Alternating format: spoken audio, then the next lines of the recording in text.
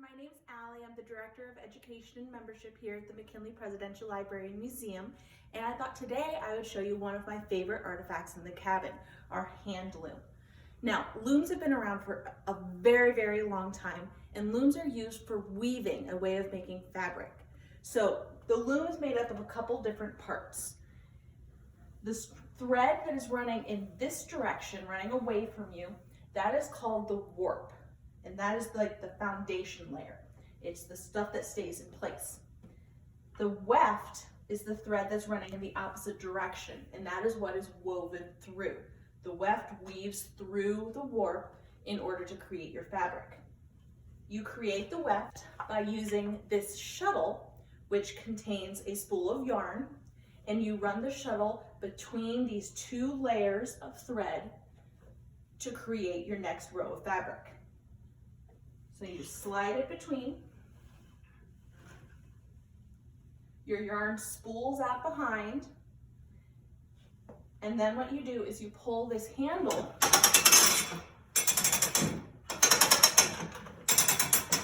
and you pull it 2 times. That handle is used for battening your fabric, battening like batten down the hatches, right? You're making everything tight and secure. So by battening my row of weft against the already existing fabric, I make sure it's nice and tight. And that process also reverses the 2 layers of the warp and causes the threads to switch sides. And that holds your new row of fabric in place so it can't unravel. So that is how you create your next row in your weaving. So I'll do it again. You take your shuttle, you slide it between the 2 layers. The string spools out behind.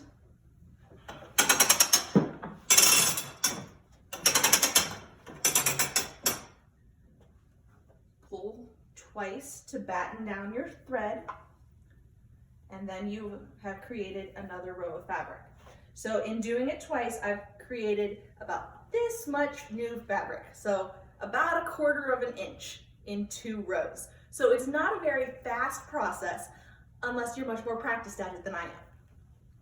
So I'll show you one more time. You slide the shuttle in between. And you pull it.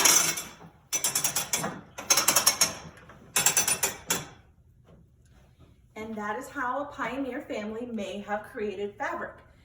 In fact, all of the rugs in this room were created on this loom right here. So you can see that it is a way that still works. It's a cool way of creating fabric that has been around for hundreds and thousands of years. Thank you for watching.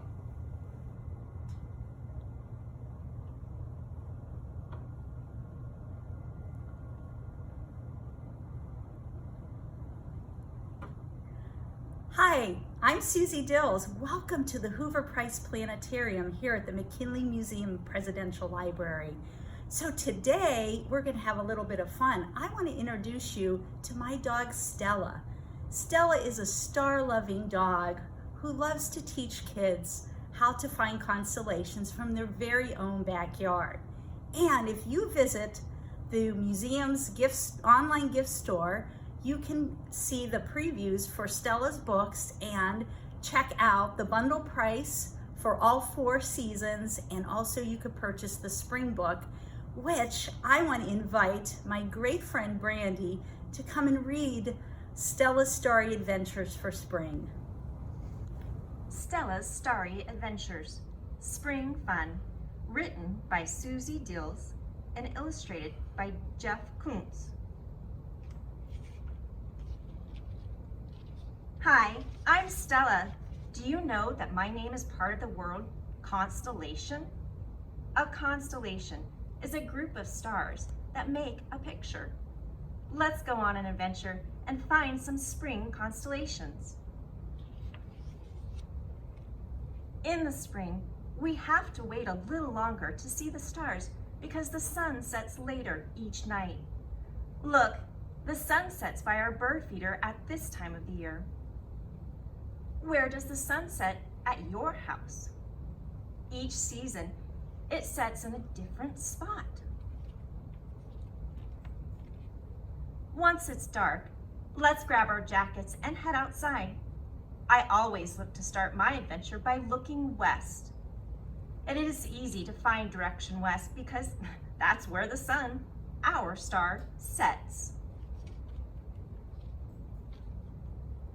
Turn to the opposite part of the sky. That is east. Look high in the sky. Do you see the shape of an upside-down ice cream scoop? That's the Big Dipper. It is made up of 7 stars. Can you count the stars? People long ago would say the Big Dipper is pouring water out like the spring rains. Let's find the North Star. Did you know it is the most important star? It helps us find north. Draw a line from the 2 stars at the end of the cup of the Big Dipper to the next bright star. Do you see the North Star? We also call the North Star Polaris. The North Star is part of the Little Dipper. The Big Dipper and Little Dipper are a part of a larger group of stars called the Big Bear and Little Bear. It is fun to watch the Big Bear and Little Bear circle around the North Star each season. Now that we have found the Big Dipper, it will be our guide. Find the flat part of the cup of the Big Dipper. Imagine if you poke a hole in the bottom and the water drips across the sky to the shape of a backwards question mark. This is the head of Leo the lion. The bright star at the bottom of the backwards question mark is called Regulus. Regulus brings warmer weather as it climbs higher each night. Look back to the Big Dipper. Use the handle of the Big Dipper to arc to Arcturus. Arcturus is the brightest star in the east. Now speed to another bright star called Spica. Arc to Arcturus, speed to Spica. Can you find Arcturus again? Remember, arc to Arcturus. Below, it is a half circle of stars, the Northern Crown. Some people see a smiley face. Below the Northern Crown is a crooked square. It is the body of our bravest and strongest hero in the stars, Hercules. Now take a deep breath of fresh spring air. It is time to say goodnight to the stars and head to bed. Our next sky adventure will be in the summer. A couple of questions to ponder. What constellation is crooked and has a crooked square shape? What star brings warm weather as it climbs higher each night? The Northern Crown also looks like. What part of the Big Dipper helps us find the head of Leo the lion? In the purchase book, you can have other activities like matching the constellations. Thank you for joining us today.